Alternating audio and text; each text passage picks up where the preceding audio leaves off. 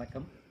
நம்ம இன்றைக்கு குழந்தை வேலாயுத சுவாமி திருக்கோவிலில் இருக்கோம். இது எங்கே இருக்குன்னு பார்த்தீங்க அப்படின்னீங்கன்னாக்கா, பெருநாயக்கம்பாளையத்துலேருந்து ஒரு 5 கிலோமீட்டர் உள்ளர வந்தோம் அப்படின்னோம்னாக்கா, தனியாக சுற்றிலும் மலைச்சூழ ஒரு குன்றில் குமரன் அழகாக குழந்தை ரூபத்தில் குழந்தை வேலாயுத சுவாமியாக அமர்ந்திருக்கிறார். ஒரு அற்புதமான திருத்தலம்ங்க. ரொம்ப உயிரோட்டமாக இருக்குது. நீங்கள் இதை தயவுசெய்து ஒவ்வொருத்தரும் தரிசிக்கணும் அப்படிங்கிறது என்னுடைய ஆவல்.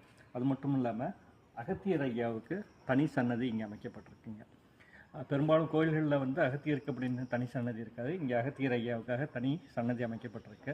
நமக்கு எல்லாம் தெரியும், பல சித்தர்களுக்கு இவர் குருவாக இருந்திருக்காரு.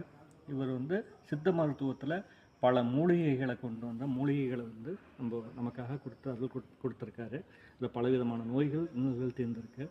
அந்த வகையில் உங்கள் குடும்பத்தில் யாராவதுக்கு அடிக்கடி உடல் ரீதியான பிரச்சனைகளோ ஏதாவது உடம்பு அடிக்கடி சரியாக கண்டிஷன் இருந்தது அப்படின்னீங்கனாக்கா, நீங்கள் அமாவாசையிலோ இல்லை பௌர்ணமி நாட்கள்லேயோ அகத்திய பெருமான்கிட்ட உங்களுடைய தீய குணம், ஏதாவது ஒரு தீய குணத்தை அவர்கிட்ட குரு காணிக்கையாக கொடுத்து, இதுதான் ரொம்ப முக்கியம். நம்மளை அறியாமல் யாரையாவது காயப்படுத்தியிருப்போம், இல்லை யாருக்காவது கெடுதல் நினச்சிருப்போம், நம்ம கோவப்படுவோம். இந்த வகையில் இந்த மாதிரி தீய குணங்களை அவர்கிட்ட கொடுத்துட்டு ஒரு 3 எலுமிச்சை கனிகளை கொண்டு வச்சுட்டு அவர் திருப்பாதங்களில் வச்சு உங்கள் குடும்பத்துக்கும் பாதுகாப்பு கேட்டு உடல் நலத்தை மீட்டு கொடுக்க சொல்லி நீங்கள் போகிறப்போ ஒரு எலுமிச்சம்பழத்தை எடுத்துகிட்டு போயிட்டு உங்கள் தலைமாட்டில் வச்சு படுத்து தூங்கிங்க. உங்களுடைய சகல விதமான குறைகளும் நோய்களும் நிவர்த்தி செய்யப்படும். இங்கே ஒரு 15 நிமிஷம் கண்ணு மூடி அகத்தியர் ஐயாக்கிட்ட உள்ளமாற வேண்டிக்கிட்டு நல்லா தியானிச்சுட்டு போங்க.